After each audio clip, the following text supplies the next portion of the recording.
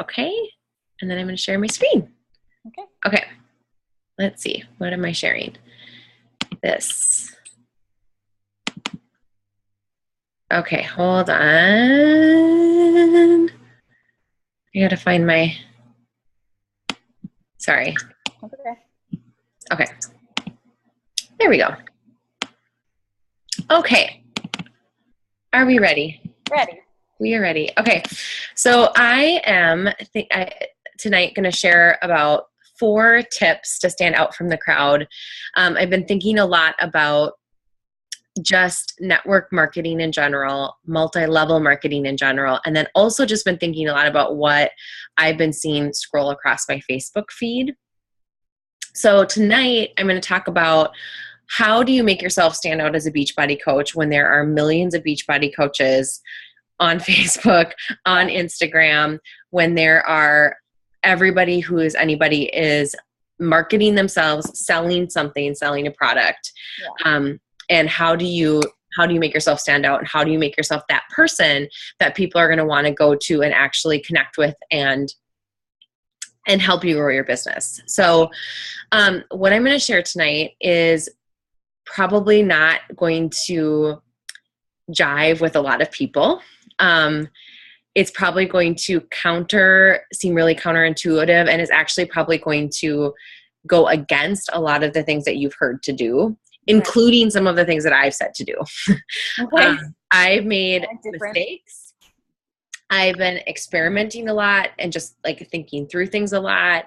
And I'm just going to share what I learn, and know that you might have some things that are really working for you that you should just keep on doing, but I'm just going to share what's been working for me, and hopefully this is helpful. Okay. So tonight we're going to talk a little bit first about what network marketing is, because, sorry, I'm going to turn this fan off. Like if you were like me, you got into this, and Jenna, you and I are both educators. I know nothing about business. Absolutely nothing. Nothing about network marketing, nothing about MLMs, nothing about selling a product, like anything about any business thing related. And so I've been doing a lot of just learning a little bit about like what is it that I even got myself into? What is network marketing? And then what is MLM? What is a multi-level market? Okay. Because I think we have to really understand what that is in order to do this well. So network marketing is, in short, influencing your circle of influence. So network marketing is really branding yourself and establishing yourself as a leader and as a resource for people, and using your network kind of to your advantage. So in your network, you're going to establish yourself as the person who, and whatever that is, fill in the blank. And so when people have an issue or a problem or something that they know you can address, they're going to go to you. So really what network marketing is establishing yourself as a leader and as a resource, and then providing value to people around you for free. That's network marketing. So you can think about that in any context, right? Like if in education, we network by meeting other educators, by going to professional development, and we talk to one another and we share ideas with one another, and, we get to know one another. So let's say I'm needing a really great lesson plan on teaching multi-digit addition. I know that so-and-so is the math expert, and I'm going to go to her, right? Yeah. So now it's the same thing in network marketing. You are establishing yourself as a leader, or as as a person who knows a lot about something, so that when people need a resource or need somebody to go to, they know to go to you. Okay. Multi-level marketing, and MLM, is a company like Beachbody that we're in that recruits distributors of their products. Okay. So black and white, that's what it is. Beachbody calls their distributors coaches. And what's different about multi-level marketing in comparison to like business is that there is typically an upline. So I'm your upline that is provided to train you in how to do this. Okay. And if you don't have an upline in multi-level marketing, like if you get into a company like Beachbody, if you don't have a great upline that's going to train you, you have, like, as you know, this library of resources to train you. You can find people that can help you with it. It's a little bit different in that sense. Yeah. So another thing that kind of differentiates multi-level marketing is it has a compensation plan in place, right? So you get paid on selling the products, you get a commission from that, and then you also get paid when you recruit new distributors or coaches to sell those products. So that's really like black and white. That's what MLM is. And that's what we're doing. Okay. It's not illegal. It's not a pyramid scheme. Pyramid schemes are illegal. Pyramid schemes, there isn't anything to offer, right? There isn't anything to offer. It's not, there's no product. There's nothing that, or a service that you are, that you're, offering people. So that's what makes it illegal. So MLMs are highly, watched by, the FDIC to make sure that they're doing everything right. So we are not in a pyramid scheme. We are being paid by Beachbody to sell their products, like black and white, right? Like any other salesperson for any other. Yes. Anything. Yep. Like any other salesperson. They're going to really get it all over the country without people. Exactly. Exactly. Yeah. So what we're trying to do then is put those two things together, right? Oh, hi, Shirley. Hi. Hi. Can you hear us? Okay. Got it set. Okay. Oh my gosh. How are you? A little crazy, but I think I got it working. Okay, good. Shirley, we just started. Okay. So I just kind of went over what we're going to talk a little bit tonight is about how to stand out from the crowd in terms of, just to put this into context, making yourself different from all of the other network marketers, multi-level marketers that you're seeing on your feeds. So I'm thinking about, like, that your feed is probably filled with people selling It Works, Herbalife, unique makeup, Beachbody, like whatever it is. How do you make yourself different and not kind of fall into some of those traps? So I'm just kind of sharing some things that have worked for me. And we just talked a little bit about, network marketing, what that is. So network marketing is really just establishing relationships with people and setting yourself up as a resource and leader for people. And then we talked about what multi-level marketing is. And that, like black and white, is multi-level marketing is really working for a company like Beachbody, and you get paid based on your sales of their products and paid on recruiting new distributors of their products. And in Beachbody, those distributors are called coaches. So just kind of like black and white, that's what it is. Okay. So now I'm going to kind of just move into, how is it that you make yourself different from everybody else? And this is, I said to Jenna earlier, a lot of the stuff that I'm going to say is not going to jive with a lot of people and is going to be very different from what you hear. I think specifically about what you're hearing in KA. And on that page, it's going to be a lot different from what you hear about from them. And I have done these exact same things, and they've never worked for me. And so I'm going to just kind of share what I've learned from my mistakes and just like what has been working for me, and hopefully they're helpful to you. So tip number 1, stop talking about Beachbody, which sounds like, okay, what do you mean? Like, we're Beachbody coaches. Aren't we supposed to be establishing ourselves as that? Yes, but people are annoyed. Think about, like, and I'm sure you can think about this. I'm sure a few people can come to your mind. Think about a few people that you know on your Facebook feed that are a walking infomercial for the network marketing company that they're working for, the MLM. Like, can you think of an It Works distributor, a Unique distributor, a Norwex, whatever it is? Yeah, Sensi. Right. Yes. You can think off of your head, a person who posts 3 to 4 times a day with the picture of their product, what they're doing, talk about it, and they're a walking infomercial for their company. Like, I can think of someone off the top of my head. I want her to do so well. I hope that she does, but all she talks about is It Works. right? In every single post. And it gets to the point where you go, okay, I'm kind of done. I don't like when you come across that person, you don't want to read what they have to write. You know what it's going to be about already. You know, it's going to be a sales pitch, and you just scroll right through. I was talking to my husband, and Justin was like, yeah, I've got so-and-so doing Herbalife. I've got so-and-so doing, you know, those weird rap things. I've got like, and he's annoyed, you know, and he's like, not even he's like, it's just infiltrated with it. Yeah. So social media was the best and worst thing that happened to network marketing, because social media gives you a forum to really influence your circle of influence. But if all you're doing is becoming a walking infomercial for that company, like put yourself in that place. How do you feel about the person that's doing that? How do you respond to that? You don't, you know, you scroll right on through.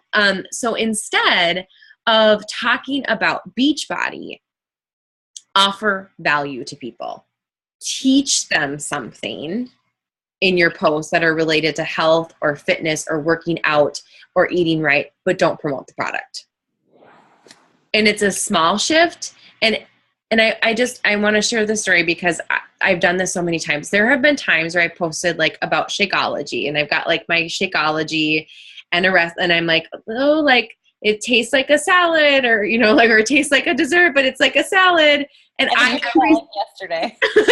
every single time I'm like, oh, I cringe when I like post it, and I don't feel good about it, but I'm like, oh, but I feel like I have to do this. Like, this is what other coaches are doing.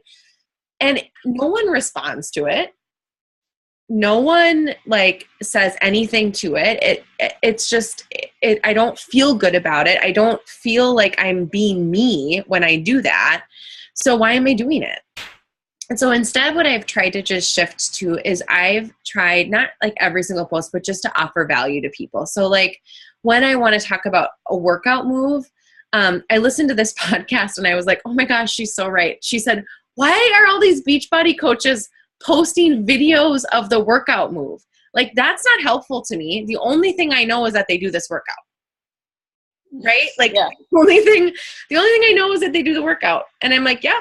And I don't know how many times I posted a flip-in workout move. And I'm like, you're right.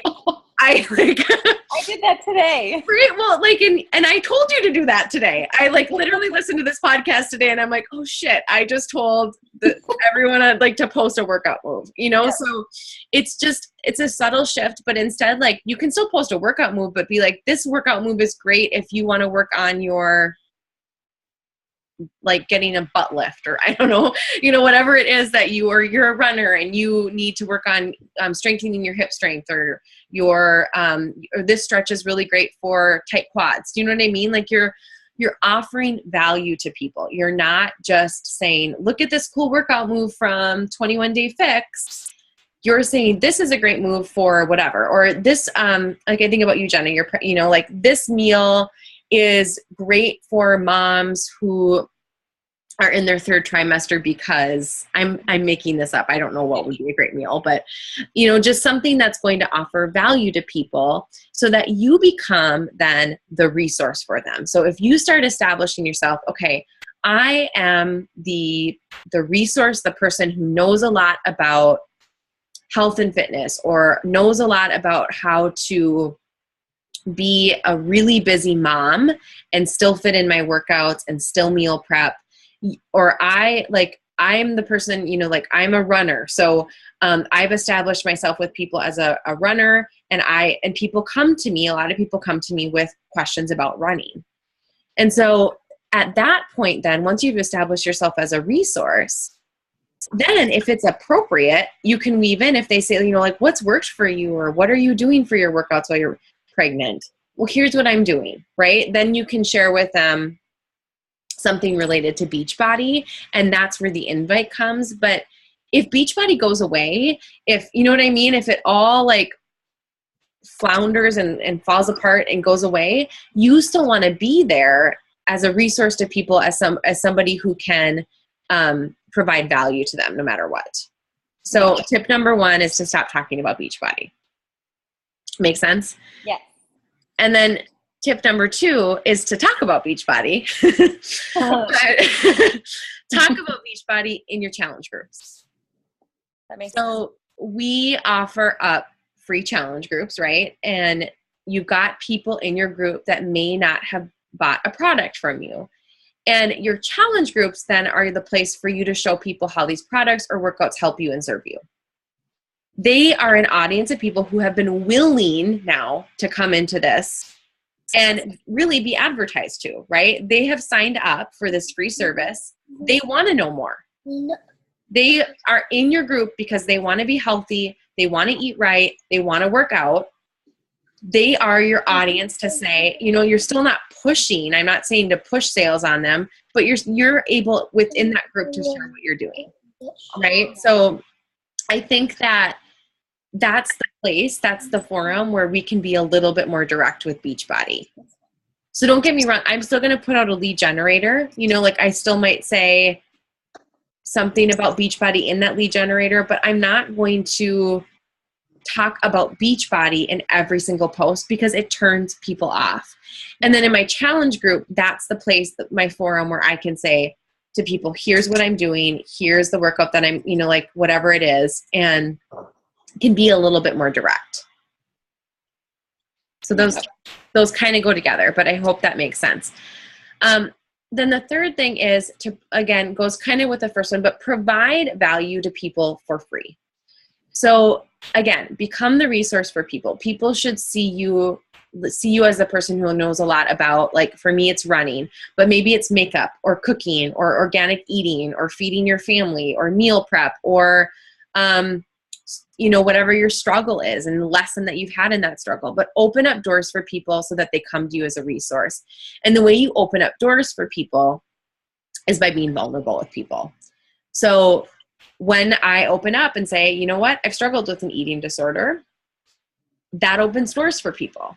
Because then they can say, okay, I'm going to, I have had that same issue too, or I've had those thought processes too. I can come to you and I can relate to you, and they've invested in me now, right? They really, people I think could care less about Beachbody, and all of the stuff that they have to offer. They are great workouts. I believe 100% in the products, but really what people are buying, for a lack of a better word, is you.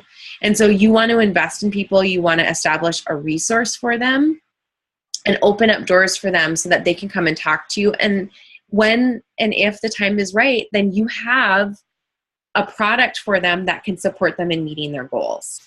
But sometimes you won't, right? Sometimes it's not appropriate for you to say, oh, yeah, thanks for sharing that great story or that really vulnerable moment with me. Do you want to buy 21 Day Fix? There's not going to be, there's sometimes it's not going to come up in conversation, and that is okay because you have established a relationship with them. And if you check in on them enough, and just how are you doing, they're going to say something eventually where it will lead naturally into conversation, but you have to be okay, I think, with just opening up doors and just focusing on the relationship first and foremost with that person, instead of I get really irritated. And I don't want to go on a rant when people say invite. That's a lot. That doesn't feel natural. And but I've had a hard time with that too, because I don't ever say to someone, so you want to do this with me? Yes. It's gotta be an introduction and how you doing? I haven't talked to you since high school. Right, but let's do this. Buy something from me, please. Right. So, invest in them, and then you can invite them. I do these groups, right, every month, or but focus on the relationship first and foremost with people, because I think you have to establish trust with them. And then if you say, if they trust you and then you say, you keep saying that you're really having a hard time finding time to work out. I struggle with that too. Here's what I'm using, no pressure, but these workouts have been really great for me in that sense of the word. Right. And so I just think it comes naturally, and things will start to happen in your business when you just open up doors and you focus on the relationship first and foremost with people. Okay. And then the fourth and final tip is, in order to provide value to people. In order to teach, you have to learn.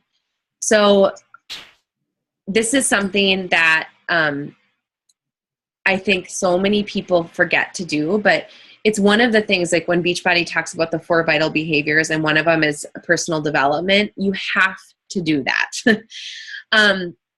So you have, like, the way I do my personal development right now, and I'm crazy busy, is I listen to podcasts in my car all the time. So I listen to podcasts on running. I listen to podcasts. Shalene Johnson, who did PIO, she has an amazing podcast. I listen to the Beachbody podcast. I listen to, anything I can just kind of grab my hands on, I listen to, and I just soak in, and then I share what I've learned about. And it's the easiest thing to do. You can just listen to them on your commute. You can listen to them like when you're running, whatever it is. And then you just share that. You share what you've learned. And the way that I kind of approach this is I really focus on an area of weakness that I have.